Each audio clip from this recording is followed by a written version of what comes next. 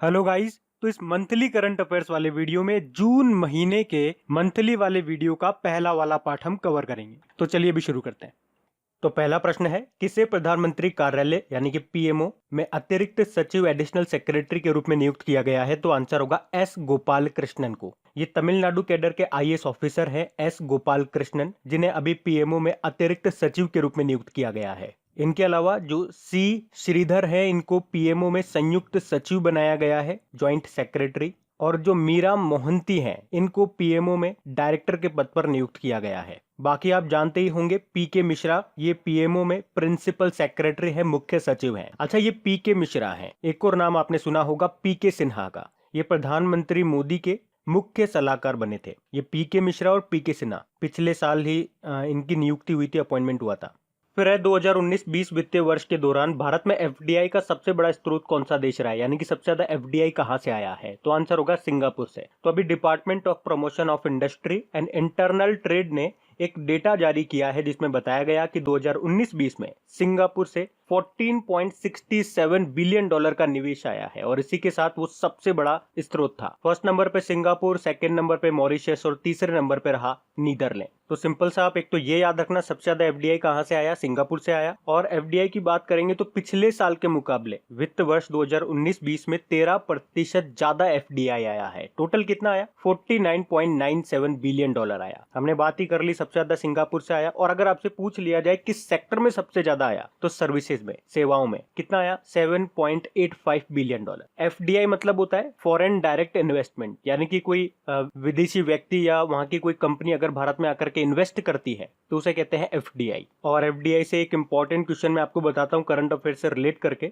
हमने पढ़ा था डिफेंस सेक्टर में जो एफडीआई है उसे 50% से बढ़ा करके कितना कर दिया गया? 74% कर दिया गया। ये आपको याद रखना है। बाकी सिंगापुर के कैपिटल है सिंगापुर सिटी, सिंगापुर डॉलर यहाँ की करेंसी है, हलीमा याकब यहाँ के प्रेसिडेंट हैं। और सिंगापुर में ही आपका हेडक्वार्टर है एपेक का, एशिया पैसिफिक इकोनॉमिक कोऑपरेशन।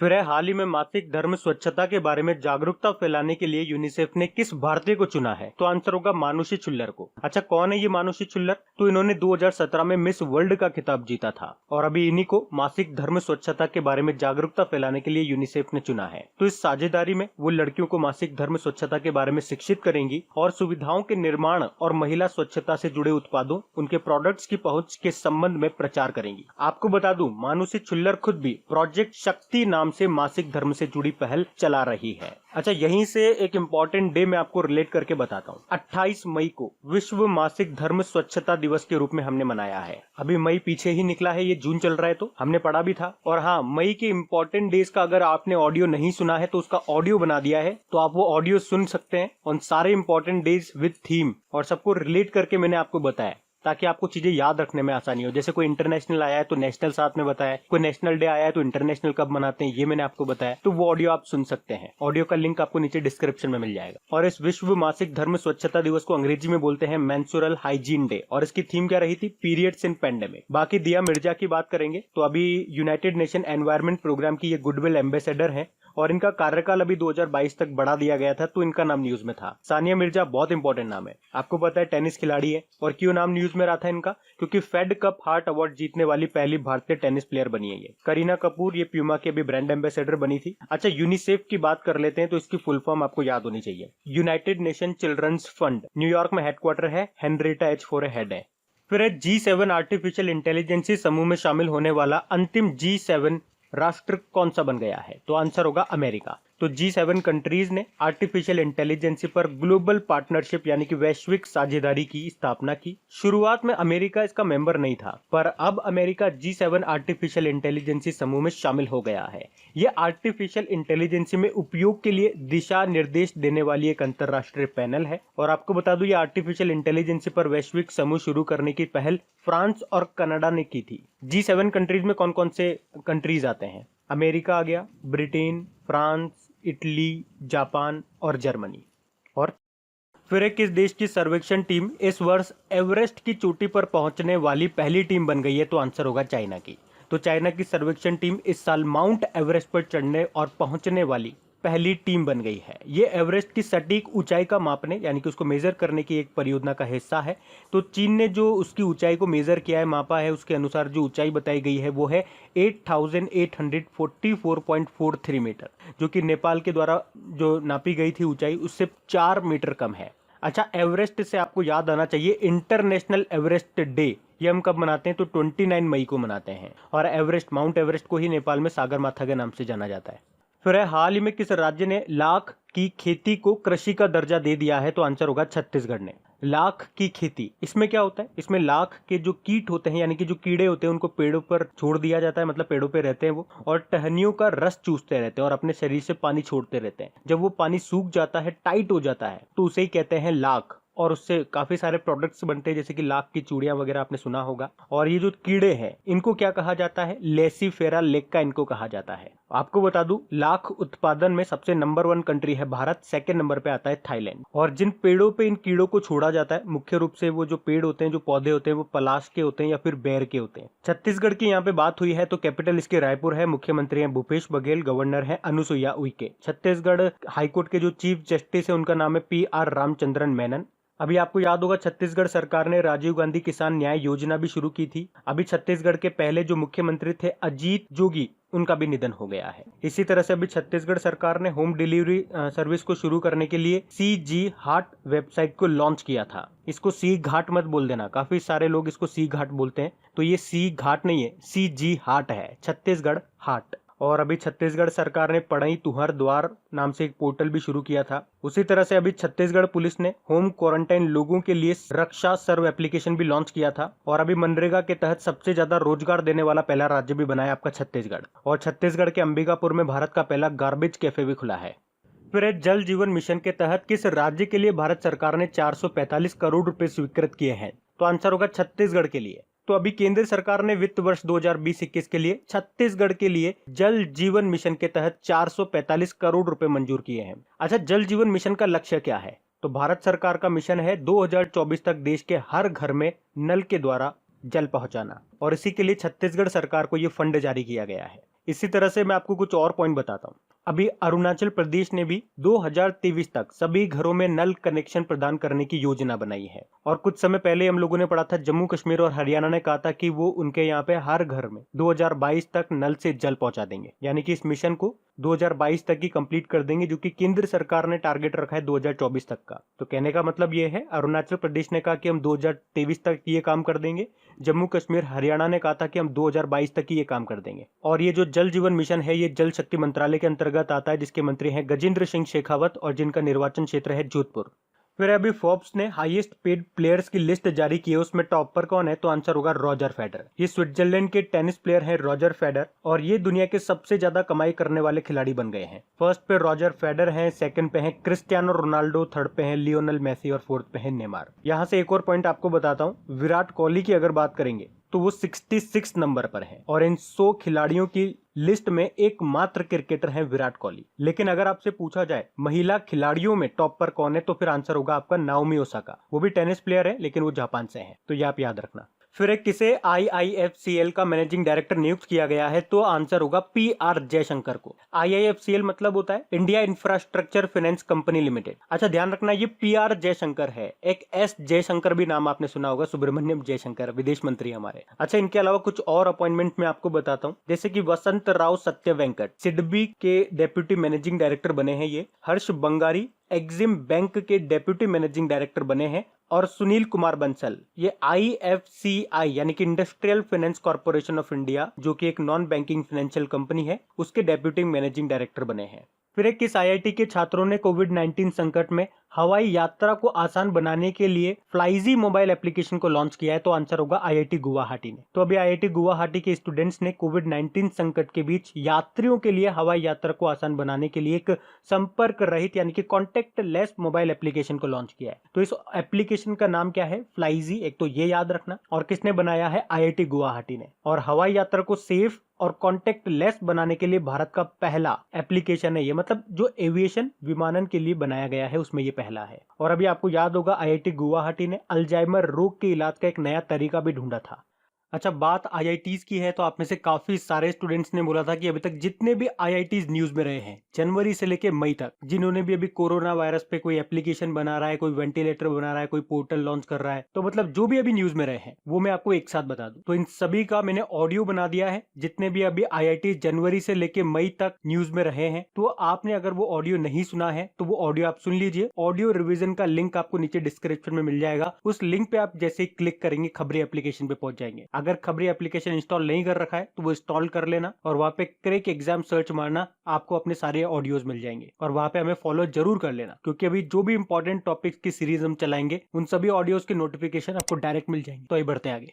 फिर है पावर फाइनेंस कॉर्पोरेशन के नए सीएमडी कौन बन गए हैं? तो आंसर होगा रविंदर सिंह ढिल्लों। अच्छा, यहाँ पे पावर फाइनेंस कॉर्पोरेशन से एक और क्वेश्चन आपको बताता हूँ। अभी पावर फाइनेंस कॉर्पोरेशन ने मध्य प्रदेश में 22,000 करोड़ रुपए की 225 मेगावाट कैपेसिटी की पन बिजली परियोजनाओं यानी कि हाइड्रो इलेक्ट्रिक प्रोजेक्ट्स के वित्त पोषण के लिए मध्य प्रदेश सरकार की Narmada basin project company limited के साथ एक समझौता किया था। तो ये पॉइंट अभी न्यूज में था, मैंने आपको बताया। बाकी अरुण सिंघल की बात करेंगे। अभी ये फसाई के सीईओ बने हैं। फसाई मतलब होता है food safety and standard authority of India. Sandeep Pradhan ये स्पोर्ट्स अथॉरिटी ऑफ इंडिया के डायरेक्टर जनरल हैं, लेकिन इनका नाम न्यूज में अभी इसलिए था क्योंकि इनका कार्यकाल 2 साल के लिए बढ़ा दिया गया। मार्कोस ट्रायजो न्यू डेवलपमेंट बैंक के अगले अध्यक्ष नियुक्त किया गया इनको। और गाइज, अगर वीडियोस आपको अच्छे लग रहे हैं, मेरी मेहनत अच्छी लग रही है और ये वाकई अगर आपके लिए हेल्पफुल है तो प्लीज वीडियो को शेयर जरूर किया कीजिए। अगर इन वीडियोस से आपकी हेल्प होती है तो आप लोग मेरी हेल्प जरूर करें इन वीडियोस को लाइक और शेयर करके, ताकि इन वीडियोस को कंटिन्यू रखने में मुझे भी आपका सपोर्ट मिल सके। तो प्लीज इसे लाइक और शेयर जरूर करना। और अगर आप में से कोई इस वीडियो को फर्स्ट टाइम देख रहा है तो इस चैनल को आप सब्सक्राइब कर लीजिए। और सब्सक्राइब करने के बाद में पास में जो बेल आइकन आएगा उसे आप दबाना बिल्कुल मत भूलिएगा, क्योंकि आपको वीडियोस के नोटिफिकेशन तभी मिलेंगे जब आप बेल आइकन को प्रेस करोगे। तो चलिए अब बढ़ते हैं आगे। फिर है किस बैंक ने डिश टीवी में 24.19% की हिस्सेदारी खरीद ली है? तो आंसर होगा यस बैंक ने। यस बैंक जिसका हेडक्वार्टर आपको मुंबई में है, इसकी स्थापना 2004 में हुई थी और अभी इससे 2 अपॉइंटमेंट निकल के आते हैं। एक तो इसके मैनेजिंग डायरेक्टर एमडी सीईओ बने थे कौन? प्रशांत कुमार, इसी साल बने। और सीआरओ चीफ रिस्क ऑफिसर बने थे नीरज धवन। इसकी टैगलाइन क्या है यस बैंक की? एक्सपीरियंस अवर एक्सपर्टीज। बाकी एचडीएफसी बैंक अभी न्यूज में था काफी। एक तो इसने एक सॉन्ग रिलीज किया था #हम हार नहीं मानेंगे नाम से। उसी तरह से आईसीआईसीआई बैंक ने अभी ग्राहकों के लिए वॉइस बैंकिंग सुविधा शुरू की थी। और यूनियन बैंक ऑफ इंडिया के जो एग्जीक्यूटिव डायरेक्टर हैं बन गए हैं कौन? विरूपाक्ष मिश्रा। तो इस तरह से ये तीनों बैंक अभी न्यूज में थे। फिर किस राज्य ने के फोन नाम से मुफ्त इंटरनेट सेवा शुरू करने की घोषणा की है? तो आंसर होगा केरल सरकार ने। और इस प्रोजेक्ट को इसी साल दिसंबर तक लॉन्च कर दिया जाएगा। यहाँ पे के फोन का मतलब हो गया केरल फाइबर ऑप्टिकल नेटवर्क। और इस परियोजना का उद्देश्य है गरीबों को मुफ्त इंटरनेट उपलब्ध कराना। मतलब केरल के उन सभी लोगों तक इंटरनेट सुविधा पहुंचाई जाएगी जिनके पास अभी तक इंटरनेट की सुविधा उपलब्ध नहीं थी। इस प्रोजेक्ट में 1500 करोड़ रुपए का खर्च आएगा। मतलब 1500 करोड़ रुपए का ये प्रोजेक्ट है। केरल से कुछ पॉइंट्स आपको मैं बताता हूँ जो अभी न्यूज में रहे थे। केरल ने ब्रेक द चेन अभियान शुरू किया था। उसी तरह से ब्रेक द चेन कार्टून अभियान भी शुरू किया था। केरल ने ही कर्मी बोट रोबोट शुरू किया था। एक तिरंगा वाहन भी इन्होंने शुरू किया था। और प्लाज्मा थेरेपी को इस्तेमाल करने वाला पहला राज्य आपका केरल ही बना था। उसी तरह से अभी केरल की पहली महिला डीजीपी बनी थी कौन? आर श्री रेखा। और मैंने आपको बताया भी था पिछले वीक वाले करंट अफेयर्स के वीडियो में कि कहीं कहीं पे इसको आर श्री लेखा भी लिखा गया है, तो याद रखना। और केरल के नए चीफ सेक्रेटरी बने कौन? विश्वास मेहता। तो इन सब कारण से अभी केरल न्यूज में था, ये याद रखना। फिर है विश्व दूध दिवस वर्ल्ड मिल्क डे हम कब मनाते हैं? तो आंसर होगा 1 जून को। और इसे कौन मनाता है? इसे फूड एग्रीकल्चर ऑर्गेनाइजेशन के द्वारा मनाया जाता है हर साल 1 जून को। और ये इसका 20वां एडिशन था और इसकी थीम भी यही थी 20th anniversary of world milk day. अच्छा, ये तो वर्ल्ड मिल्क डे हो गया। एक नेशनल मिल्क डे भी हम लोग मनाते हैं। कब मनाते हैं? 26 नवंबर को मनाते हैं। 26 नवंबर को एक्चुअली इसलिए मनाते हैं क्योंकि डॉक्टर वर्गीज कुरियन जी का जन्मदिन होता है। सफेद क्रांति के जनक कहा जाता है। और 1 जून को ही हमने ग्लोबल डे ऑफ पेरेंट्स के रूप में भी मनाया है, ये भी ध्यान रखना। फिर किसने माई लाइफ माई योगा नाम से प्रतियोगिता शुरू की है? तो आंसर होगा नरेंद्र मोदी ने। तो जो हमारे प्रधानमंत्री नरेंद्र मोदी जी हैं उन्होंने माई लाइफ माई योगा नाम से एक वीडियो ब्लॉगिंग प्रतियोगिता शुरू की है। तो इसमें क्या होगा? इसमें आपको 3 मिनट का एक वीडियो शूट करना है अपना, जो भी आपका पसंदीदा योगा हो, जो भी आप योग करते हो, और उसमें आपको बताना है कि इस योगा के क्या क्या फायदे हैं, आपको इससे क्या बेनिफिट मिला है, ये सब। अच्छा, योग दिवस हम कब मनाते हैं? 21 जून को। और याद रखना इस बार का जो हम 21 जून को योगा दिवस मनाएंगे उसका जो इवेंट होंगे वो कहां पे होंगे? लेह में होंगे।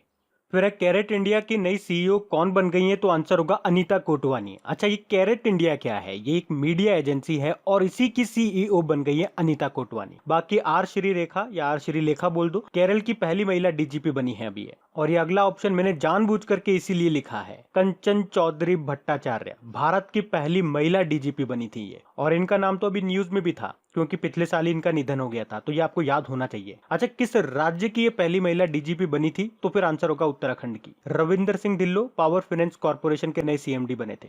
फिर एक किस कंपनी ने लोगों को दूरी बनाए रखने में मदद करने के लिए सोडर नाम से एक नया एप्लीकेशन लॉन्च किया? तो आंसर होगा गूगल। तो अभी गूगल ने लोगों को सामाजिक दूरी बनाए रखने में मदद करने के लिए सोडर नाम का एक नया एप्लीकेशन लॉन्च किया है। तो ये एप्लीकेशन यूजर के स्मार्टफोन कैमरे का यूज करके एक दृश्य सीमा बनाता है और आप उसमें ये देख पाएंगे कि कौन इस दूरी को तोड़ रहा है। गूगल की बात करेंगे, स्थापना 1998 में हुई थी। हेडक्वार्टर कैलिफोर्निया यूएस में है और इसके दो फाउंडर थे, सर्जे बिन और लेरी पेज। इसकी जो पेरेंट कंपनी उसका नाम है अल्फाबेट और गूगल के जो सीईओ हैं वही अल्फाबेट के सीईओ बने थे, यानी कि सुंदर पिचई। इसके अलावा गूगल से आपको कुछ और पॉइंट बताऊं तो अभी गूगल पे इंडिया की सलाहकार बनी है कौन? शिखा शर्मा। और अभी गूगल ने कम दिखाई देने वाले जो यूजर हैं उनके लिए वर्चुअल ब्रेल कीबोर्ड भी लॉन्च किया था। किस नाम से? टॉक बैक नाम से। फिर किस राज्य में 800 किलोमीटर सड़कों को हर्बल सड़कों के रूप में विकसित करने के लिए एक परियोजना शुरू की जाएगी? तो आंसर होगा उत्तर प्रदेश में। मतलब इस परियोजना में क्या होगा, राज्य सरकार सड़कों के दोनों ओर औषधि वाले जो पेड़ पौधे होते हैं उनको लगाएगी। जैसे नीम का पेड़ हो गया, जैसे पीपल का पेड़ हो गया, तो इन पेड़ पौधों से औषधियों के लिए कच्चा माल मिल सकेगा और इससे भूमि के कटाव को रोकने में भी मदद मिलेगी। तो कितनी लंबी सड़कों, कितने किलोमीटर? तो 800 किलोमीटर। फिर कोविड-19 मरीजों के लिए 1 लाख बिस्तर तैयार करने वाला पहला राज्य कौन सा बन गया है? तो आंसर होगा उत्तर प्रदेश। तो उत्तर प्रदेश के जितने भी जिले हैं, 75 जिले हैं, उनमें टोटल बेडों को मिलाकर के कोविड-19 मरीजों के लिए 1 लाख से ज्यादा बिस्तर तैयार हो गए हैं। और अभी उत्तर प्रदेश किन किन मामले में पहला राज्य बना था? तो पूल टेस्टिंग करने वाला ये पहला राज्य बना था। जियो टैग कम्युनिटी किचन शुरू करने वाला पहला राज्य बना था। किसके साथ मिलकर के? गूगल के साथ मिलकर के। उसी तरह से वर्चुअल कोर्ट के जरिए सुनवाई करने वाला भी पहला राज्य बना था ये। अच्छा, अभी उत्तर प्रदेश का एक सरकारी अस्पताल है जो कि प्लाज्मा थेरेपी का इस्तेमाल करने वाला पहला सरकारी अस्पताल बना था। तो क्या आप बता सकते हो उस सरकारी अस्पताल का नाम क्या है? चलिए देखते हैं किस किस को पता है। फिर अभी किस राज्य की सरकार ने विशेष आजीविका हस्तक्षेप योजना को मंजूरी दी है? तो आंसर होगा उड़ीसा सरकार ने। तो अभी उड़ीसा सरकार ने किसानों को और प्रवासी कामगारों के साथ साथ कोरोना वायरस महामारी से प्रभावित होने वाले लोगों की आजीविका में मदद करने के लिए ये विशेष आजीविका हस्तक्षेप योजना को मंजूरी दी है। तो इस योजना में क्या होगा, जून 2020 से लेकर मार्च 2021 तक 17,000 करोड़ रुपए खर्च किए जाएंगे और इस योजना को ग्रामीण क्षेत्र में लागू किया जाएगा ताकि कृषि में, मत्स्य पालन में, पशुपालन में, मनरेगा में, हथकरघा और हस्तशिल्प जैसे क्षेत्रों में रोजगार पैदा किए जा सके। अच्छा, उड़ीसा से एक पॉइंट आपको बता दूं, अभी उड़ीसा, सिक्किम और मिजोरम को one nation one ration card योजना में शामिल कर लिया गया है। तो अब इस योजना में टोटल कितने राज्य शामिल हो चुके हैं? अभी तक 20 राज्य हो चुके हैं। बाकी one nation one ration card योजना के बारे में आपको बता ही चुका हूं। उड़ीसा की जो कैपिटल है वो भुवनेश्वर है और याद रखना खेलो इंडिया यूनिवर्सिटी गेम्स का पहला संस्करण यहीं पे हुआ था, जिसमें विजेता रही थी कौन सी यूनिवर्सिटी? पंजाब यूनिवर्सिटी।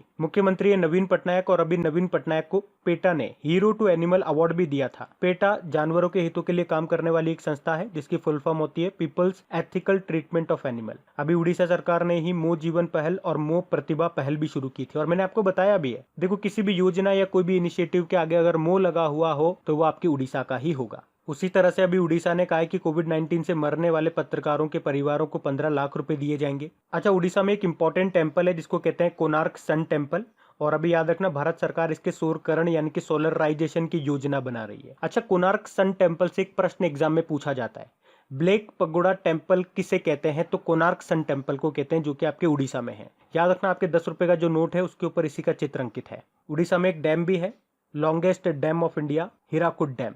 उड़ीसा में ये किस नदी पे? महानदी पे। और एक बाराबत्ती स्टेडियम भी पूछा जाता है, ये कटक उड़ीसा में है। उसी तरह से भारत की सबसे बड़ी और विश्व की दूसरी सबसे बड़ी तटीय झील आपकी चिल्का लेक है, जो कि आपके उड़ीसा में ही है। यहाँ पे एक सतकोशिया टाइगर रिजर्व भी है, सिमलीपाल टाइगर रिजर्व भी है, ये भी याद रखना।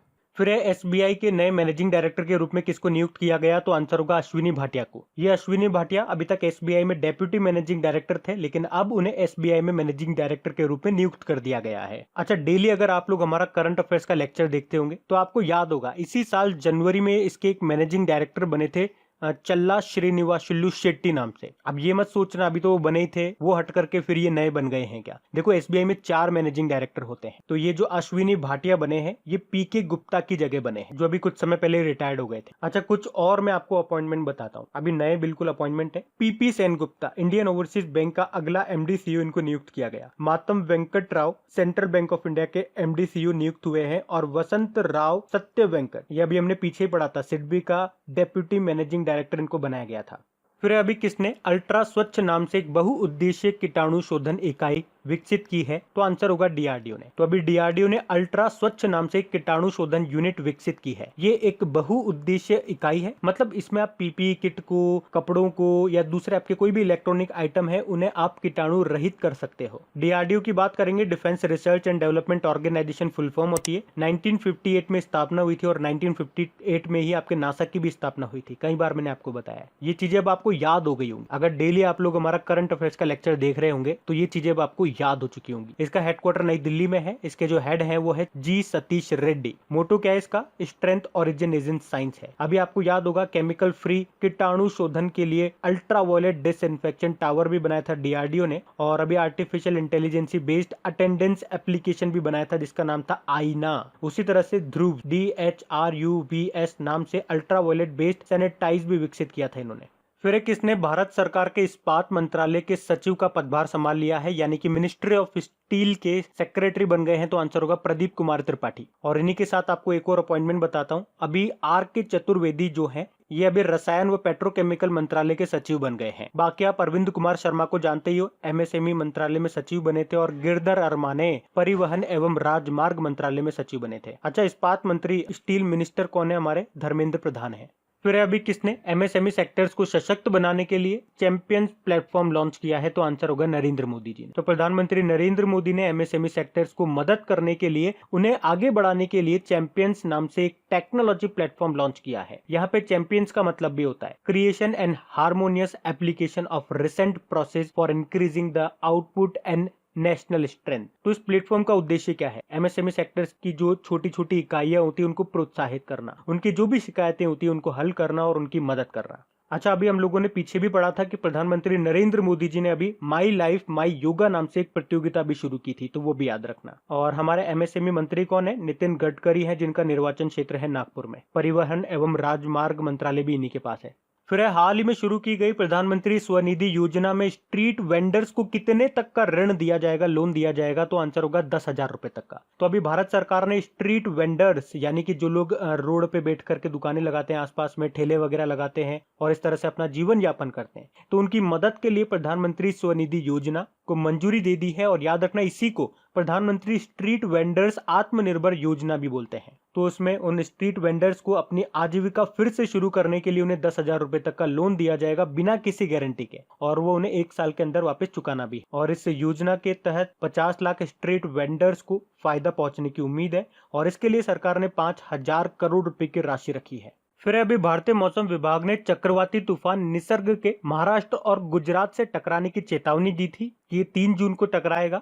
आपसे पूछा जा रहा है ये जो निसर्ग नाम है ये किस देश ने दिया है, तो आंसर होगा बांग्लादेश ने। इस निसर्ग का नाम होता है ब्रह्मांड। और आपको याद होगा इससे पहले अम्फान नाम का तूफान आया था बंगाल की खाड़ी में, जो कि पश्चिम बंगाल और उड़ीसा से टकराया था। उसका नाम जो अम्फान था वो किसने दिया था, वो थाईलैंड ने दिया था। और देखो, मैंने आपको बताया भी था कि जो अरब सागर और बंगाल की खाड़ी में जो तूफान आते हैं उनका नामकरण करना यानी कि उनका नाम देना 2004 से चला आ रहा है। और पहले जो नाम दिए जाते थे वो 8 देशों के द्वारा दिए जाते थे, हर देश 8-8 नाम देता था, यानी कि एक देश 8 नाम देगा, टोटल 8 देश नाम दे रहे हैं। तो टोटल कितने नाम होते थे एक लिस्ट में, 8-8-64 नाम होते थे। तो वो जो पुरानी वाली लिस्ट है उसका आखिरी नाम था ये अम्फान, तो मतलब पुरानी लिस्ट अब भर चुकी है। तो अभी अप्रैल में भारतीय मौसम विभाग ने एक नई लिस्ट जारी की है, और इसकी खास बात यह है इस बार इसमें 8 कंट्री नहीं है, टोटल 13 देश है, और हर देश 13-13 नाम दे रहा है। तो 13 × 13 इस नई वाली लिस्ट में 169 नेम होंगे। अच्छा, पहले 8 देश नाम दिया करते थे, वो 8 देशों के नाम क्या है, भारत, बांग्लादेश, मालदीव, म्यांमार, ओमान, पाकिस्तान, श्रीलंका और थाईलैंड। और इस बार 13 कंट्री नाम दे रहे हैं, मतलब 5 और ऐड कर दिए गए। तो वो 5 नए कौन से जोड़े गए, ईरान, कतर, सऊदी अरब, यमन और UAE। और ये जो निसर्ग नाम है इस नई वाली लिस्ट का पहला नाम है, इसलिए भी ये नाम इंपॉर्टेंट होगा। अम्फान जो नाम था वो पुरानी वाली लिस्ट का आखिरी नाम था, निसर्ग नई वाली लिस्ट का पहला नाम है। अब जो अगली बार तूफान आएगा अरब सागर या बंगाल की खाड़ी में तो उसका नाम कौन देगा? भारत देगा, भारत का नंबर इस बार। और भारत ने क्या नाम सुझाया है, क्या नाम दिया है? गति, गति नाम दिया जाएगा। भारत के बाद बारी आएगी ईरान की, फिर वो नाम देगा निवर, और इसी तरह से आगे बढ़ता जाएगा। अच्छा, भारतीय मौसम विभाग का हेडक्वार्टर आपका नई दिल्ली में है, और सबसे इंपॉर्टेंट बात, इसके डायरेक्टर जनरल कौन है? मृत्युंजय महापात्रा है, जिन्हें साइक्लोन मैन ऑफ इंडिया भी कहा जाता है। फिर हाल ही में बिहाइंड द मास्क कोविड-19 नाम की बुक को किसने लिखा है? तो आंसर होगा मोहम्मद अब्दुल मन्नान ने। तो मोहम्मद अब्दुल मन्नान ने ये बिहाइंड द मास्क कोविड-19 नाम की एक बुक को लिखा है, और इस बुक में कोरोना वायरस की उत्पत्ति और इसके प्रसार के बारे में बताया गया है कि कैसे इसने दुनिया को उथल पुथल कर दिया है। बाकी जेके राउलिंग की बात करेंगे, इन्होंने अभी एक बुक लिखी है द इका बॉग नाम से। हैरी पॉटर भी इन्होंने लिखी है, हैरी पॉटर सीरीज। बाकी फान फान ये चाइनीज लेखक हैं, और अभी इन्होंने वुहान डायरी नाम से बुक लिखी थी। और पाउलो गियोर्डिनो, इन्होंने हाउ कॉन्टेजन वर्क नाम से बुक लिखी थी। फिर है अभी हॉकी इंडिया ने राजीव गांधी खेल रत्न पुरस्कार के लिए किसके नाम की सिफारिश की है? तो आंसर होगा रानी रामपाल। तो अभी हॉकी इंडिया ने भारतीय महिला हॉकी टीम की जो कैप्टन है रानी रामपाल, उनके नाम की सिफारिश की है राजीव गांधी खेल रत्न सम्मान के लिए। अच्छा, अभी काफी सारे खिलाड़ी न्यूज में थे जिनके नाम की सिफारिश की गई है राजीव गांधी खेल रत्न पुरस्कार के लिए। मैं आपको एक साथ बता देता हूँ। अभी रेसलिंग फेडरेशन ऑफ इंडिया ने महिला पहलवान जो है विनेश फोगाट, उनके नाम की सिफारिश की है। टेबल टेनिस फेडरेशन ने मनिका बत्रा के नाम की सिफारिश की है, और बीसीसीआई ने रोहित शर्मा के नाम की सिफारिश की है। वहीं national rifles association of India ने अंजुम मुदगल के नाम की सिफारिश की है, और इंडियन बॉक्सिंग फेडरेशन ने अमित पंगाल और विकास कृष्णन के नाम की सिफारिश की है राजीव गांधी खेल रत्न पुरस्कार के लिए। अब इनमें से किसको मिलता है वो जब भी मिलेगा मैं आपको बता दूंगा।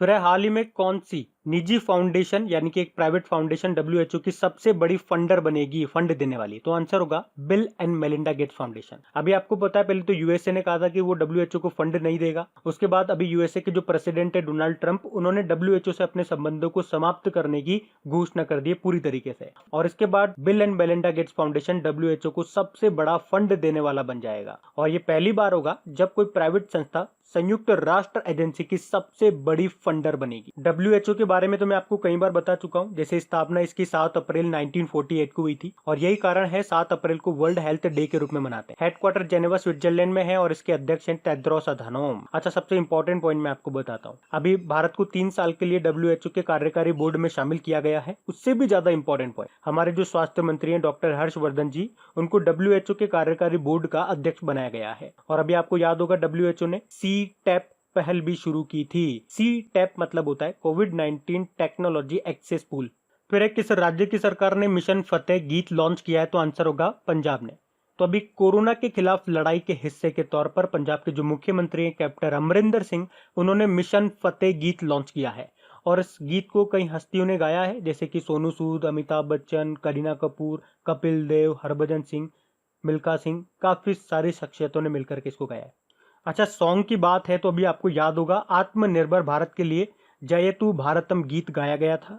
उसी तरह से एचडीएफसी बैंक ने हैशटैग हम हार नहीं मानेंगे सॉन्ग लॉन्च किया था, और आईसीसीआर ने, आईसीसीआर मतलब Indian council of cultural relations ने united we fight song release किया था। फिर है विश्व साइकिल दिवस कब मनाया गया? तो आंसर होगा 3 जून को। तो इसे यूनाइटेड नेशन के द्वारा मनाया जाता है हर साल 3 जून को, वर्ल्ड बाइसिकल डे। अच्छा, साइकिल का आविष्कार किसने किया था? कर्क मैट्रिक मैकमिलन ने किया था। किसने? कर्क मैट्रिक मैकमिलन ने। और अभी मैंने आपको बताया था 1 जून को वर्ल्ड मिल्क डे मनाया, और 2 जून को हम मनाते हैं तेलंगाना का स्थापना दिवस। 2 जून 2014 को इसकी स्थापना हुई थी आंध्र प्रदेश से अलग होकर।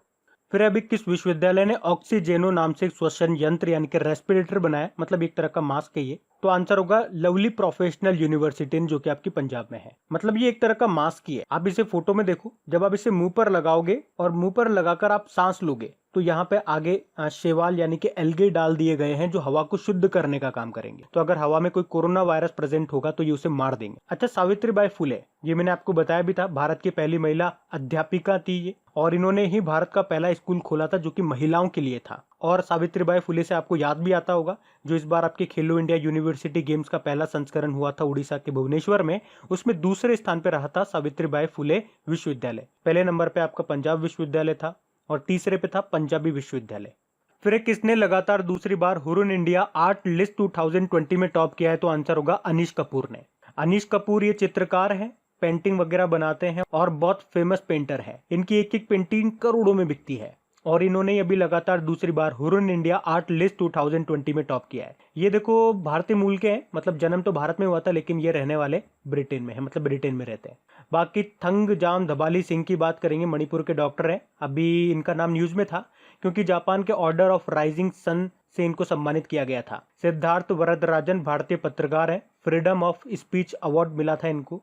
और major Suman Gawani united nation military gender advocate of the year award से इनको सम्मानित किया गया था और ये पहली भारतीय शांति दूत हैं, पीस गार्ड है ये सम्मान पाने वाली, तो इनका नाम इंपॉर्टेंट है। फिर है ब्रिटेन में भारत के नए उच्चायुक्त हाई कमिश्नर किसे नियुक्त किया गया? तो आंसर होगा गायत्री कुमार। तो ये इंपॉर्टेंट नाम होगा, गायत्री कुमार इनका नाम आपको याद रखना है। मान लो अगर मैं उल्टा आपसे प्रश्न पूछूं तो कि ब्रिटेन ने अभी किसे भारत में अपना उच्चायुक्त हाई कमिश्नर बनाया था, तो कुछ समय पहले की बात है, ये याद होगा आपको। वैसे फिलिप बार्टन उनका नाम है। इसके अलावा एक और अपॉइंटमेंट मैं आपको बताऊंगा नया, सुशील कुमार सिंघल का, पपुआ न्यू गिनी में भारत के अगले उच्चायुक्त बने हैं ये। नम्रता एस कुमार आप जानते ही हो, स्लोवानिया में भारतीय राजदूत बनी है। और जयदीप सरकार लेसोथो में भारतीय राजदूत बने हैं। और जयदीप मजूमदार की बात करेंगे तो ये ऑस्ट्रिया में भारतीय राजदूत बने थे। तो जयदीप मजूमदार और जयदीप सरकार में कंफ्यूज मत होना, आप कंफ्यूज न हो, इसीलिए डेली करंट अफेयर्स वाले लेक्चर में जब भी इस तरह का पॉइंट आता है मैं आपको दोनों बताता हूँ।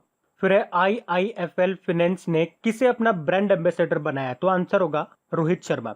IIFL मतलब होता है इंडिया इन्फोलाइन फाइनेंस लिमिटेड, और अभी इसने रोहित शर्मा को अपना ब्रांड एम्बेसडर बनाया है। ये एक नॉन बैंकिंग फाइनेंशियल कंपनी है। अच्छा, रोहित शर्मा से आपको कुछ याद आ गया होगा, अभी पीछे ही हम लोगों ने पढ़ा है, PCCI ने रोहित शर्मा को राजीव गांधी खेल रत्न पुरस्कार के लिए नॉमिनेट किया था। ये जो रोहित शर्मा है ये वनडे मैचेस में 3 दोहरे शतक लगाने वाले एकमात्र खिलाड़ी हैं। और अभी इनको क्रिक किंगडम का भी ब्रांड एम्बेसडर बनाया गया था। दुबई की ये क्रिकेट एकेडमी है जो कि ऑनलाइन सिखाती है। बाकी अजिंक्य रहाणे अभी ELSA कॉर्पोरेशन ऑफ इंडिया के ब्रांड एम्बेसडर बने थे। ये एक इंग्लिश प्रोनाउंसिएशन सिखाने वाली एप्लीकेशन है। और Amitabh Bachchan IDFC first bank के पहले ब्रांड एम्बेसडर बने थे। और ऋषभ पंत की बात करेंगे, JSW स्टील के ब्रांड एम्बेसडर बने थे।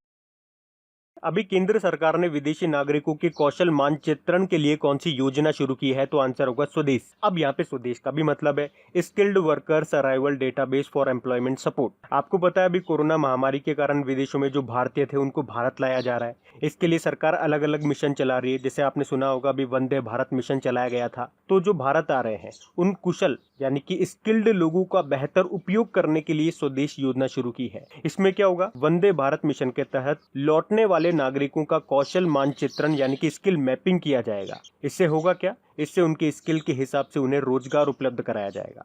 अच्छा, हमारे कौशल विकास व उद्यमिता मंत्री कौन है? आंसर होगा महेंद्र नाथ पांडे। बाकी सहयोग की बात करेंगे, ये भी एक पोर्टल था जो कि लॉन्च किया था कुछ समय पहले सर्वे ऑफ इंडिया ने। गरुड़ की बात कर लें, इस पोर्टल को लॉन्च किया था नागरिक उड्डयन मंत्रालय ने। और चैंपियन नाम का जो पोर्टल है ये MSME मंत्रालय ने लॉन्च किया था, चैंपियन पोर्टल। फिर अभी ट्विटर ने किसे बोर्ड का नया अध्यक्ष बनाया है? तो आंसर होगा पैट्रिक पिचेट को। तो गूगल के पूर्व CFO चीफ फाइनेंस ऑफिसर हैं ये पैट्रिक पिचेट, और इन्हीं को ट्विटर ने अपने बोर्ड का नया अध्यक्ष नियुक्त किया है। और ट्विटर के इतिहास में ये पहला मौका होगा जब कोई बाहरी व्यक्ति बोर्ड की अध्यक्षता करेगा। बाकी मार्कोस ट्रायजो की बात करेंगे, अभी न्यू डेवलपमेंट बैंक के अगले अध्यक्ष बने ये। थियरी डेलापोर्ट ये विप्रो में MD CEO बने। और कार्मेन रेनहार्ट वर्ल्ड बैंक की चीफ इकोनॉमिस्ट बनी है। ये तीनों नाम बहुत इंपॉर्टेंट है। ट्विटर की बात कर लेते हैं, स्थापना 2006 में हुई थी। कैलिफोर्निया USA में इसका हेडक्वार्टर है और इसके CEO हैं जैक डोरसे। और भारत के लिए जो ट्विटर के हेड है उनका नाम क्या है? मनीष माहेश्वरी है। अच्छा, ट्विटर से एक पॉइंट मैंने आपको बताया था, अभी एक परजीवी फफूंद यानी कि एक पैरासाइट फंगाई की एक प्रजाति की खोज ट्विटर पर ही हुई है और इसी कारण से उसका नाम ट्विटर पर रख दिया गया है। क्या नाम रखा? ट्रैग्लोमाइसेस ट्विटरी। क्या नाम है? ट्रैग्लोमाइसेस ट्विटरी।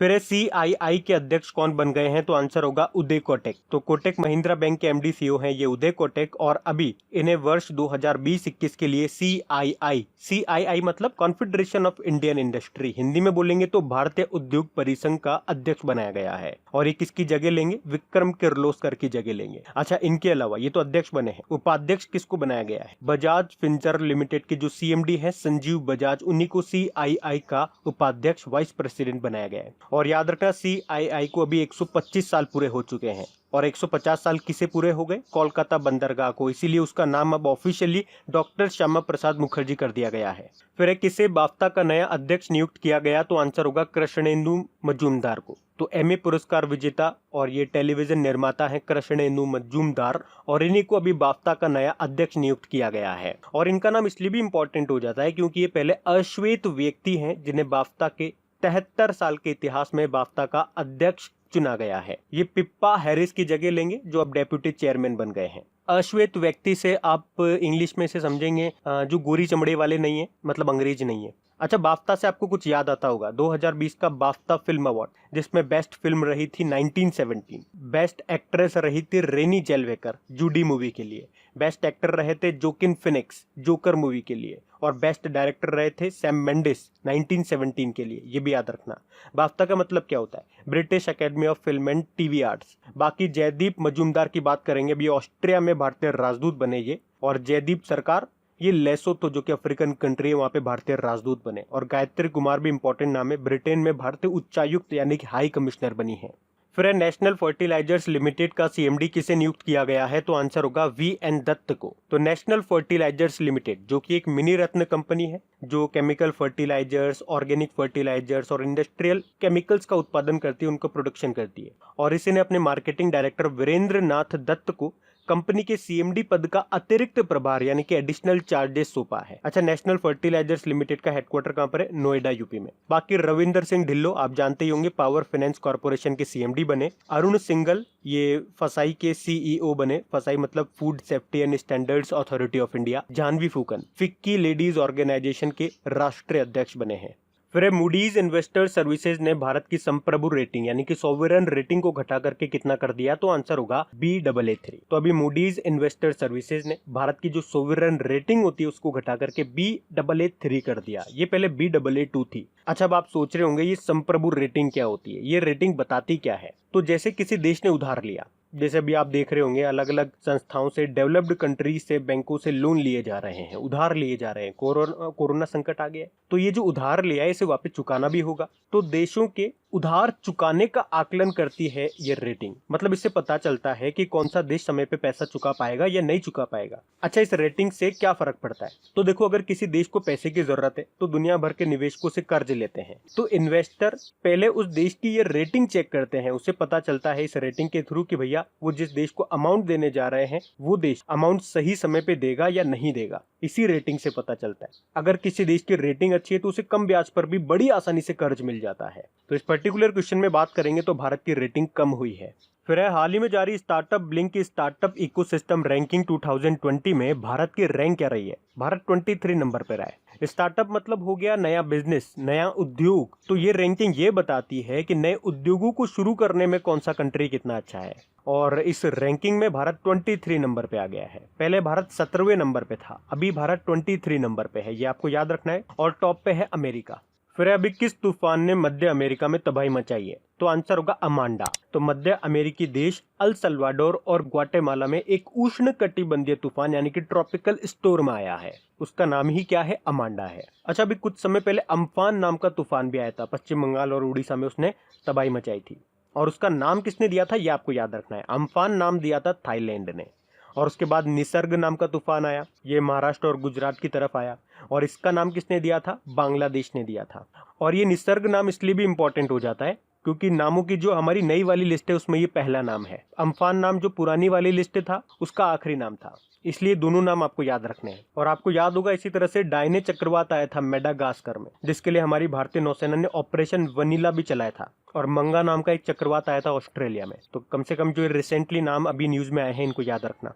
फिर एमएसएमई क्षेत्र की नई परिभाषा के अनुसार कितने रुपए के निवेश पर उद्यम को माइक्रो श्रेणी में रखा जाएगा? तो आंसर होगा 1 करोड़। एमएसएमई मतलब क्या होता है? Micro small medium enterprises. तो इस एमएसएमई में आप देखो 3 तरह के उद्यम शामिल है। तो अभी भारत सरकार ने एमएसएमई की जो नई परिभाषा बनाई है उसके अनुसार अगर किसी बिजनेस में 1 करोड़ तक का इन्वेस्ट किया जाता है तो उसे माइक्रो उद्यम में शामिल किया जाएगा। देखो मैं आपको और क्लियर करता हूं। 1 करोड़ से कम निवेश करते हो, वह 5 करोड़ से कम का वार्षिक टर्नओवर होता है तो उसे माइक्रो कैटेगरी में रखा जाएगा। उसी तरह से 10 करोड़ से कम का निवेश होता है, यानी कि निवेश मतलब इन्वेस्टमेंट, और 50 करोड़ से कम का ईयरली टर्नओवर होता है तो उसे स्मॉल की कैटेगरी में रखा जाएगा। और 50 करोड़ से कम का निवेश और 250 करोड़ से कम का वार्षिक टर्नओवर होता है तो उसे मीडियम कैटेगरी में रखा जाएगा। एमएसएमई से एक और पॉइंट बता दूं, याद रखना अभी भारत सरकार एमएसएमई सेक्टर्स के लिए 3 लाख करोड़ रुपए का लोन भी देगी। और इस जमानत मुक्त ऋण योजना में कोई दिक्कत ना हो, इसके लिए रक्षा मंत्री राजनाथ सिंह की अध्यक्षता में एक समिति का गठन भी किया गया है। और एमएसएमई से आपको एक और पॉइंट बताता हूँ, अभी आपने पढ़ा भी था पीछे, प्रधानमंत्री नरेंद्र मोदी जी ने भी एमएसएमई सेक्टर्स को सशक्त बनाने के लिए चैंपियन प्लेटफॉर्म लॉन्च किया था। एमएसएमई मंत्री कौन है वैसे? नितिन गडकरी जी हैं, जिनका निर्वाचन क्षेत्र है नागपुर। और अभी एमएसएमई मंत्रालय के सचिव बने थे अरविंद कुमार शर्मा। और एमएसएमई डे कब मनाया जाता है? 27 जून को मनाया जाता है, ये भी याद रखना।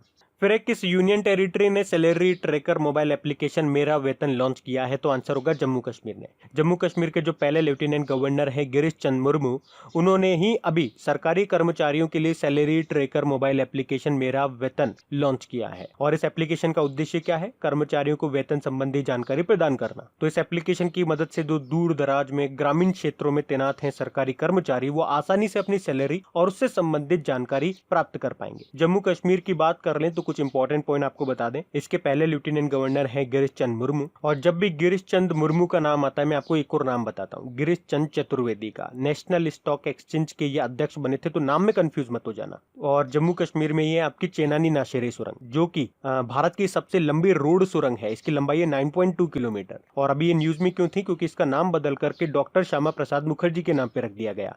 और डॉक्टर श्यामा प्रसाद मुखर्जी के नाम पे ही अभी कोलकाता बंदरगाह यानी कि कोलकाता पोर्ट का नाम भी बदल दिया गया। इनके नाम पे एक स्टेडियम भी है जो कि गोवा में है। और इनके नाम पे अभी एक पुरस्कार भी मिला था असम के मुख्यमंत्री सर्बानंदा सोनोवाल को। तो इनके नाम से इतने पॉइंट आपको याद रखने हैं। बाकी जम्मू कश्मीर में सिटी चौक का नाम बदल करके भारत माता चौक कर दिया गया। और सर्कुलर रोड चौक का नाम बदल करके अटल जी के नाम पे अटल चौक कर दिया गया। अभी आपको याद होगा जम्मू कश्मीर के कश्मीरी केसर को जीआई टैग भी मिला था। अच्छा, जम्मू कश्मीर हाईकोर्ट की चीफ जस्टिस का नाम बताओ? गीता मित्तल है। और इनका नाम इसलिए भी इंपॉर्टेंट है क्योंकि ये जम्मू कश्मीर की पहली महिला चीफ जस्टिस है। और एक और नाम आपको याद रखना है रजनीश ओसवाल का, क्योंकि जम्मू कश्मीर हाईकोर्ट में पहली बार इन्होंने भारत के संविधान की शपथ लेकर के कार्यभार संभाला था, इसलिए इनका नाम इंपॉर्टेंट है। जम्मू कश्मीर का एक मेला अभी न्यूज में था, खीर भवानी मेला। ये जम्मू कश्मीर में आयोजित किया जाता है, लेकिन अभी ये न्यूज में इसलिए था क्योंकि कोविड-19 के कारण इसे रद्द कर दिया गया। यहाँ पे आपके दचिंगम नेशनल पार्क है, किश्तवाड़ नेशनल पार्क है, वुलर झील भी है यहाँ पे जो कि मीठे पानी की झील है। एक doctor Salim Ali national park भी है। और डेली अगर करंट अफेयर्स वाला वीडियो देखते होंगे तो मैंने एक प्रश्न आप लोगों से पूछा था, भाई doctor Salim Ali national park तो है यहाँ पे, एक doctor Salim Ali bird sanctuary भी है, वो आपकी गोवा में है। तो आपको ये ध्यान रखना है। इसके अलावा एक और पॉइंट ध्यान रखो, हेमिस नेशनल पार्क, ये पहले जम्मू कश्मीर में आता था, लेकिन जब से जम्मू कश्मीर और लद्दाख को यूनियन टेरिटरी का दर्जा मिला है, ये आपका हेमिस नेशनल पार्क अब लद्दाख में आता है। तो ये पॉइंट आपको ध्यान रखना है। फिर किस देश ने वर्चुअल ग्लोबल वैक्सीन समिट 2020 की मेजबानी की? तो आंसर होगा ब्रिटेन ने। और इस समिट में भारत को रिप्रेजेंट किया हमारे प्रधानमंत्री नरेंद्र मोदी जी ने। इस समिट में 50 से ज्यादा देशों ने हिस्सा लिया था। और इसी समिट में भारत ने अंतरराष्ट्रीय टीकाकरण सहयोग के लिए $15 मिलियन का योगदान भी दिया है। इसके अलावा आपको यहीं पे बता दूं, अभी प्रधानमंत्री नरेंद्र मोदी जी ने ऑस्ट्रेलिया के प्रधानमंत्री स्कॉट मॉरिसन के साथ द्विपक्षीय चर्चा की है। और प्रधानमंत्री मोदी जी की किसी दूसरे देश के नेता के साथ ये पहली वर्चुअल समिट थी। और दोनों देशों के बीच में 7 करार हुए हैं, 7 समझौतों पर हस्ताक्षर हुए हैं।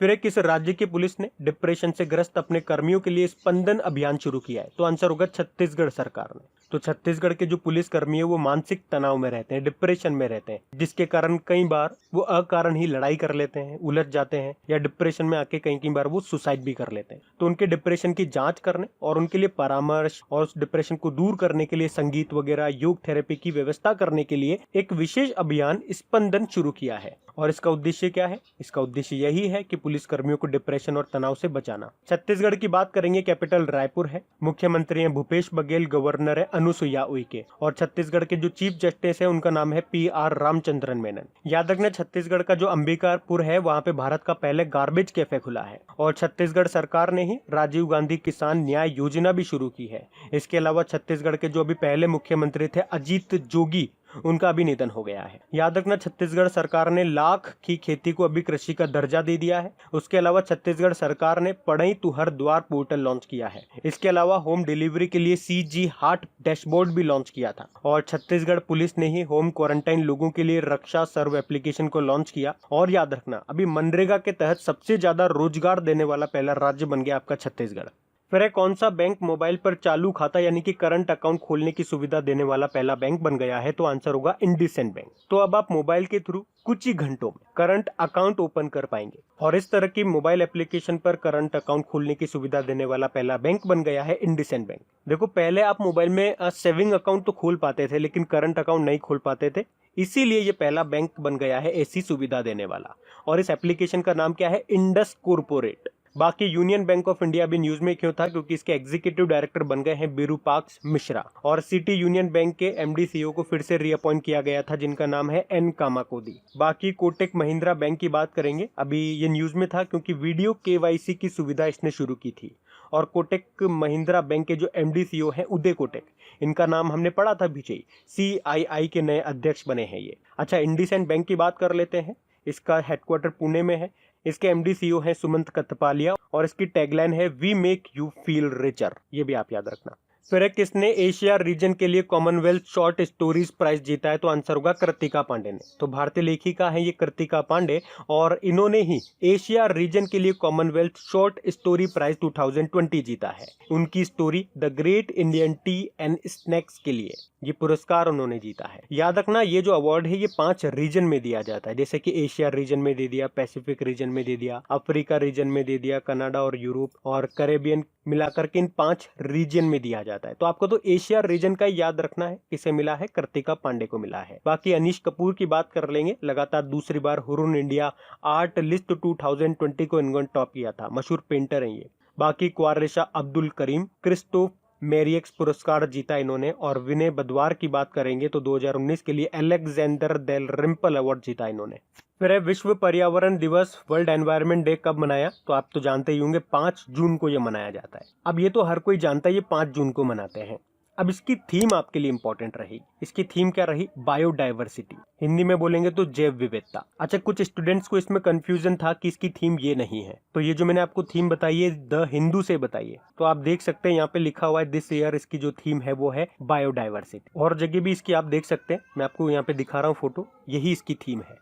फिर वर्ल्ड ट्रेड ऑर्गेनाइजेशन में किसे भारत के नए राजदूत के रूप में नियुक्त किया गया है? तो आंसर होगा ब्रजेंद्र नवनीत को। तो भारत ने ब्रजेंद्र नवनीत को वर्ल्ड ट्रेड ऑर्गेनाइजेशन में भारत का नया राजदूत नियुक्त किया है। अभी कुछ समय पहले ही इन्होंने PMO में संयुक्त सचिव के रूप में अपना कार्यकाल पूरा किया, और अब ये वर्ल्ड ट्रेड ऑर्गेनाइजेशन में भारत के नए राजदूत बन गए हैं।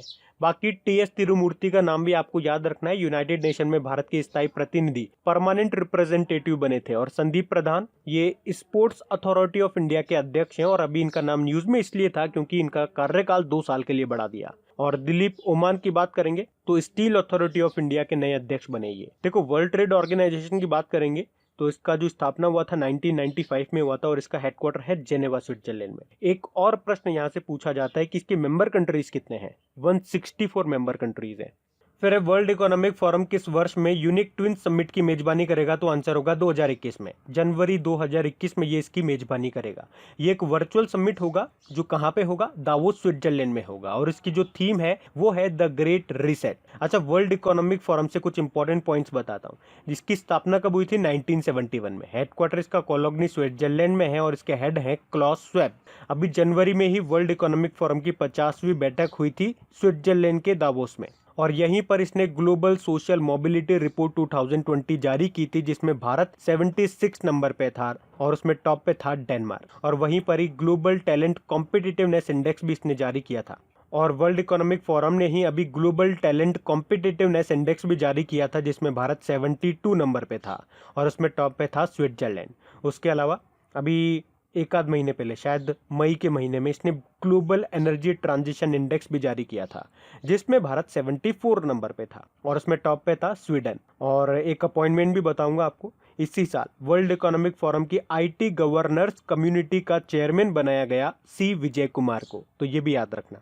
फिर है विश्व बैंक के कार्यकारी निदेशक के वरिष्ठ सलाहकार के रूप में किसे नियुक्त किया गया, तो आंसर होगा राजीव टोपनो को। अच्छा, ये कौन है राजीव टोपनो? ये प्रधानमंत्री नरेंद्र मोदी के निजी सचिव, पर्सनल सेक्रेटरी है राजीव टोपनो। और अभी इन्हीं को वर्ल्ड बैंक के एग्जीक्यूटिव डायरेक्टर का सीनियर एडवाइजर नियुक्त किया गया है। इनका कार्यकाल 3 साल का होगा। बाकी उदय कोटक भी इंपॉर्टेंट नाम है। वैसे तो ये कोटक महिंद्रा बैंक के एमडी सीईओ है, लेकिन अभी इनका नाम न्यूज में इसलिए था क्योंकि CII confederation of Indian industry का इनको अध्यक्ष बनाया गया है और CII का उपाध्यक्ष बनाया गया है संजीव बजाज को। कृष्णेंदु मजूमदार बाफ्ता के नए अध्यक्ष बने हैं, पढ़ा था हमने पीछे। SN Rajeshwari oriental insurance company के CMD बने थे, तो ये नाम भी ध्यान रखना। वर्ल्ड बैंक की बात कर लेते हैं। स्थापना 1944 में हुई, वॉशिंगटन DC में हेडक्वार्टर है और इसके अध्यक्ष हैं डेविड मालपास और इसकी MD CFO है अंशुला कांत।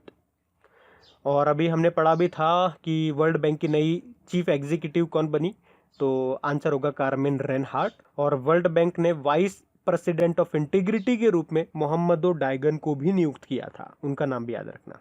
फिर है हाल ही में जारी टाइम्स हायर एजुकेशन के एशिया यूनिवर्सिटी रैंकिंग में भारत में टॉप यूनिवर्सिटी कौन सी रही, तो आंसर होगा IISc बेंगलुरु। तो अभी टाइम्स हायर एजुकेशन ने एशिया यूनिवर्सिटी रैंकिंग जारी की है, जिसमें टॉप 100 में भारत की टोटल 8 यूनिवर्सिटीज हैं और इन 8 यूनिवर्सिटीज के साथ भारत इस रैंकिंग में तीसरा सबसे ज्यादा प्रतिनिधि वाला देश है। और भारत में टॉप यूनिवर्सिटी कौन सी है? IISc बेंगलुरु, और वर्ल्ड में इसकी रैंक 36 है। अच्छा, इसमें टॉप पे कौन सी यूनिवर्सिटी है, तो टॉप पे है चाइना की सिंघुआ यूनिवर्सिटी। ये सिंघुआ यूनिवर्सिटी चाइना की है। फिर अभी किसने सुमेरु PACS नाम से एक डिवाइस बनाया है, तो आंसर होगा DRDO ने। यहाँ पे PACS का मतलब होता है पर्सनल एयर सर्कुलेशन सिस्टम। तो अभी आपको पता है कोरोना वायरस से बचने के लिए डॉक्टर्स, जो स्वास्थ्य कर्मी है, वो PPE किट पहनते हैं, पर वो पूरी तरह से पैक्ड होता है और जिसके कारण बहुत गर्मी लगती है, पसीना उनको आने लगता है और उस कारण से वो अनकंफर्टेबल फील करते हैं। आपको पता है गर्मी वैसे ही पड़ रही है, ऊपर से पसीना, बहुत हालत खराब हो जाती है। तो अभी DRDO ने एक उपकरण बनाया है सुमेरु PACS नाम से। तो ये क्या करेगा, जो PPE किट पहनने वाले लोग हैं उनको पसीने से छुटकारा दिलाएगा। इसमें एक छोटा 500 ग्राम वजन का एक बैग पैक है जो कि PPE किट के अंदर लगाया जाएगा, जिससे PPE किट पहनने वालों को पसीना नहीं आएगा और वो ठंडा फील करेंगे। अच्छा, PPE किट से कुछ याद आता है क्या? मई तक PPE किट बनाने के मामले में भारत दूसरे स्थान पे था, पहले पे चाइना था। DRDO की बात कर लेंगे। DRDO मतलब होता है defence research and development organisation. स्थापना 1958 में हुई थी और 1958 में ही नासा की भी स्थापना हुई थी, ये भी याद रखना। और हेडक्वार्टर नई दिल्ली में है, हेड है G सतीश रेड्डी। और DRDO का मोटो है strength origin is in science. अभी DRDO ने, आपको याद होगा, artificial intelligence based attendance application बनाया था जिसका नाम था आईना। इसके अलावा ध्रुव्स DHRUVS नाम से अल्ट्रावायलेट बेस्ड सैनिटाइजर भी बनाया था इलेक्ट्रॉनिक्स आइटम्स को सैनिटाइज करने के लिए। और अभी एक अल्ट्रा स्वच्छ नाम से डिसइंफेक्शन यूनिट भी तैयार किया है। इसमें cloth, PPE kit, electronics item को आप सैनिटाइज कर सकते हो। और अल्ट्रावायलेट डिसइंफेक्शन टावर भी बनाया था इन्होंने। फिर फोर्ब्स ने सबसे ज्यादा कमाई करने वाले सेलिब्रिटीज की लिस्ट जारी की है, उसमें टॉप पर कौन है, तो टॉप पर है काइली जेनर। काइली जेनर ये एक अमेरिकन बिजनेस वुमेन है। इनकी एक कॉस्मेटिक कंपनी है और वैसे भी इनका नाम आपने जरूर सुना होगा, पिछले साल हमने बताया था। दुनिया की सबसे कम उम्र की अरबपति बनी थी ये मात्र 21 साल की उम्र में। फर्स्ट नंबर पे काइली जेनर है, सेकंड नंबर पे है कान्ये वेस्ट, ये अमेरिकन रैपर है। और भारत से अगर बात करेंगे तो केवल अक्षय कुमार एकमात्र भारतीय हैं जो कि इस लिस्ट में है, वो 52 नंबर पर है। अच्छा, फोर्ब्स ने इससे पहले हाईएस्ट पेड एथलीट्स की लिस्ट भी जारी की थी, जिसमें टॉप पर थे रॉजर फेडरर, स्विट्जरलैंड के टेनिस प्लेयर हैं। और उसी लिस्ट में विराट कोहली टॉप 100 में आने वाले एकमात्र क्रिकेटर थे। और अगर महिला खिलाड़ियों में बात करेंगे तो टॉप पे थी नाओमी ओसाका, ये जापान की टेनिस प्लेयर है, तो ये आपको नाम याद रखने हैं। फिर है वर्ल्ड हेल्थ ऑर्गेनाइजेशन ने भारत की किस एनजीओ को विश्व तंबाकू निषेध दिवस पुरस्कार 2020 से सम्मानित किया? तो आंसर होगा सीड्स को। सीड्स जिसका मतलब होता है socio economic and education development society. और इसे क्यों मिला? क्योंकि इस भारतीय गैर सरकारी संगठन यानी कि एनजीओ ने बिहार झारखंड में बहुत से लोगों का तंबाकू छुड़वाया, इसीलिए इसे दक्षिण पूर्व एशिया क्षेत्र के लिए यह अवार्ड मिला है। ये एनजीओ दिल्ली का है। अच्छा, अभी वर्ल्ड नो टोबैको डे हमने मनाया था कब? 31 मई को। फिर है कौन सा देश महिला एशियन कप 2022 की मेजबानी करेगा? तो आंसर होगा भारत। तो अभी एशियन फुटबॉल कॉन्फेडरेशन यानी कि परिसंघ ने भारत को 2020 में वुमेन्स एशियन कप की मेजबानी करने की सिफारिश की है। और आपको बता दूं कि 1979 के बाद ये दूसरी बार है जब टूर्नामेंट का आयोजन भारत में किया जाएगा। अच्छा, 2022 में और क्या क्या चीजें होने वाली हैं? जैसे कि G20 समिट होगा 2022 में, ये भारत में ही होगा। और 2022 में ही 91वां 91st इंटरपोल की महासभा होगी जो कि भारत में ही होगी। अच्छा, G20 समिट जो 2020 का है वो कहाँ पे होने वाला है? ये सऊदी अरब के रियाद में होगा, नवंबर में होगा। बाकी 2022 में कॉमनवेल्थ गेम्स भी होंगे जो कि यूके बर्मिंघम में होंगे। 2022 में आपके विंटर ओलंपिक्स भी होंगे जो कि बीजिंग चाइना में होंगे। और 2022 में ही एशियन गेम्स भी होंगे जो कि हांगझाऊ चाइना में होंगे। अच्छा, भारत की अगर बात करें, भारत में कब कब क्या क्या होगा, तो एक तो हमने बता ही दिया 2022 में G20 समिट भारत में होगा। और 2022 में ही इंटरपोल की महासभा यानी कि बैठक होगी, वो भी भारत में होगी। उसके अलावा अभी वैसे 2020 में FIFA under 17 women's world cup Bharat में होने वाला था, लेकिन अभी उससे स्थगित कर दिया गया। अब वो 2021 में होगा। और 2021 में ही जूनियर हॉकी वर्ल्ड कप भी होगा भारत में पुरुषों का। और 2021 में ही पुरुषों का T20 वर्ल्ड कप भी होगा भारत में। और 2023 में जाकर के पुरुषों का क्रिकेट वर्ल्ड कप होगा, वो भी भारत में होगा। और 2023 में ही पुरुषों का हॉकी वर्ल्ड कप भी भारत में होगा। अच्छा, बाकी एशियन फुटबॉल कॉन्फेडरेशन की बात कर ले तो हेडक्वार्टर इसका मलेशिया कुआलालंपुर में है। और अगर ऑल इंडिया फुटबॉल फेडरेशन की बात करते हैं तो उसके अध्यक्ष का नाम है प्रफुल्ल पटेल। अच्छा, अगर एशियन फुटबॉल कॉन्फेडरेशन की बात करें तो उसका हेडक्वार्टर मलेशिया कुआलालंपुर में है और उसके अध्यक्ष हैं शेख सलमान बिन अब्राहिम अल खलीफा। और ऑल इंडिया फुटबॉल फेडरेशन की बात करेंगे तो उसके अध्यक्ष हैं प्रफुल्ल पटेल। फिर एक किसने safe online learning in the times of कोविड-19 नाम की पुस्तक को लॉन्च किया है? तो आंसर होगा रमेश पोखरियाल निशंक ने। हमारे मानव संसाधन विकास मंत्री है ये रमेश पोखरियाल निशंक, और इन्होंने ही safe online learning in the time of कोविड-19 नाम से एक इंफॉर्मेशन बुकलेट लॉन्च की है। तो ये ऑनलाइन सुरक्षित रहने के बारे में और इंटरनेट को सुरक्षित उपयोग कैसे किया जाए इसके बारे में स्टूडेंट्स को, अभिभावकों को और टीचर्स में जागरूकता बढ़ाने के लिए इसे एनसीईआरटी और यूनेस्को ने मिलकर के इस बुकलेट को तैयार किया है और इसको लॉन्च किया है रमेश पोखरियाल निशंक ने।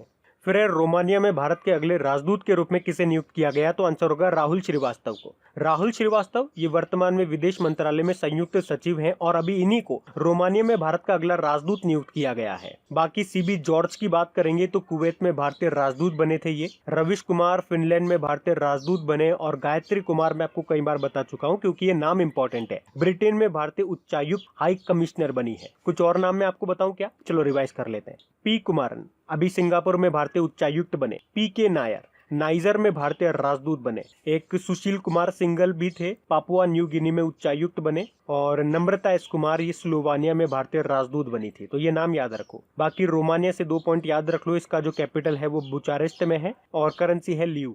फिर हाल ही में किसे विकास और शांति के लिए संयुक्त राष्ट्र संघ की सद्भावना राजदूत के रूप में नियुक्त किया गया? तो आंसर होगा एम नेत्रा को। तो तमिलनाडु के मदुरै में सैलून चलाने वाले मोहनदास की बेटी है ये एम नेत्रा, और इन्हें ही अभी UNADAP यानी कि united nation association for development and peace का goodwill ambassador to the poor बनाया गया है। ये मात्र 13 साल की बच्ची है। और इन्हीं को क्यों बनाया गया? ऐसा क्या हो गया? इन्होंने ऐसा क्या कर दिया? तो इन्होंने अपने पिता से कहकर जो सेविंग के 5 लाख रुपए थे वो लॉकडाउन में गरीबों को खिलाने में खर्च कर दिए। और इसी कारण से प्रधानमंत्री नरेंद्र मोदी ने अपने मन की बात कार्यक्रम में इनका जिक्र भी किया था, नेत्रा का। बाकी ब्रजेंद्र नवनीत की बात करेंगे, अभी वर्ल्ड ट्रेड ऑर्गेनाइजेशन में भारत के राजदूत बने थे, हमने पढ़ा था। TS तिरुमूर्ति यूनाइटेड नेशन में भारत के स्थायी प्रतिनिधि परमानेंट रिप्रेजेंटेटिव बने थे। और उदय कोटक ये तो मैं आपको कई बार बता चुका हूँ, कोटक महिंद्रा बैंक के MD CEO हैं और अभी ये CII के नए अध्यक्ष बने हैं।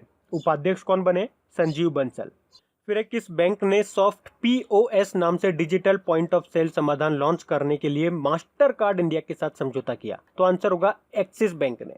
तो इसका उद्देश्य क्या होगा? इसका उद्देश्य यह है सिंपल सा कि ऑफलाइन व्यापारियों और स्थानीय किरानों की दुकानों को अपने स्मार्टफोन का उपयोग करके पेमेंट स्वीकार करने में मदद मिलेगी। बाकी इंडसइंड बैंक भी न्यूज में था क्योंकि मोबाइल पर करंट अकाउंट खोलने की सुविधा देने वाला पहला बैंक बन गया ये। कोटक महिंद्रा बैंक अभी इसने वीडियो केवाईसी की सुविधा शुरू की थी और एमडी सीईओ उदय कोटक है ही सही और इनके बारे में आप न्यूज जानते ही हो। सीआईआई के अध्यक्ष बन गए। यूनियन बैंक ऑफ इंडिया की बात कर लेते हैं तो इसके एग्जीक्यूटिव डायरेक्टर बन गए विरूपाक्ष मिश्रा। एक्सिस बैंक की बात करेंगे, हेडक्वार्टर मुंबई में है, चेयरमैन है इसके राकेश मखीजा और इसके एमडी सीईओ है अमिताभ चौधरी। अच्छा, इसकी टैगलाइन क्या है? देखो, जो भी बैंक आपके न्यूज में है कम से कम उन बैंक का तो आप टैगलाइन याद रखो ही रखो। क्या टैगलाइन है? बढ़ती का नाम जिंदगी।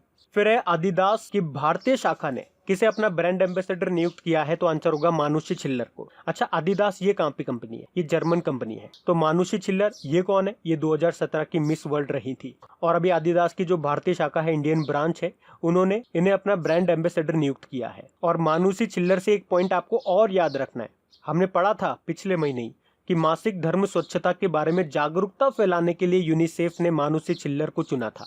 बाकी करीना कपूर अभी प्यूमा की ब्रांड एम्बेसडर बनी है। सानिया मिर्जा ये भारतीय टेनिस प्लेयर है और इनका नाम इंपॉर्टेंट क्यों है? क्योंकि फेड कप हार्ट अवार्ड जीतने वाली पहली भारतीय टेनिस प्लेयर है ये। दिया मिर्जा ये यूनाइटेड नेशन एनवायरनमेंट प्रोग्राम की गुडविल एम्बेसडर है और इनका नाम न्यूज में इसलिए था क्योंकि अभी इनका कार्यकाल 2022 तक बढ़ा दिया गया। फिर किस राज्य में थैंक्स मॉम नाम से एक वृक्षारोपण अभियान शुरू किया है? तो आंसर होगा मध्य प्रदेश में। तो अभी 5 जनवरी को हमने वर्ल्ड एनवायरनमेंट डे मनाया और इसी दिन मध्य प्रदेश में सामाजिक न्याय और विकलांग कल्याण निदेशालय के परिसर में थैंक्स मॉम नाम से एक वृक्षारोपण अभियान शुरू किया था। तो इसमें हुआ क्या? तो इसमें सभी पौधों को हर कर्मचारियों की मां के नाम पर लगाया गया। मतलब वहां पे एक कर्मचारी है जिनकी मां का नाम कुछ है, मतलब वहां पे पौधे के पास में कर्मचारियों की जो मां का नाम है उसकी नेम प्लेट लगा दी गई और फिर बोला गया कि ये जो कर्मचारी है अपनी मां की तरह इन पौधों का ध्यान रखेंगे, उनकी देखभाल करेंगे। तो गाइज ये लीजिए, इसी क्वेश्चन के साथ जून महीने का पहला वाला पार्ट खत्म हो गया है। अब आपको पता है ना क्या करना है। अब इनकी प्रैक्टिस आप अच्छे से कर डालो। अब ये मैं आपके ऊपर छोड़ रहा हूं। अगर आपको ये सारे क्वेश्चन अच्छे से याद करने हैं,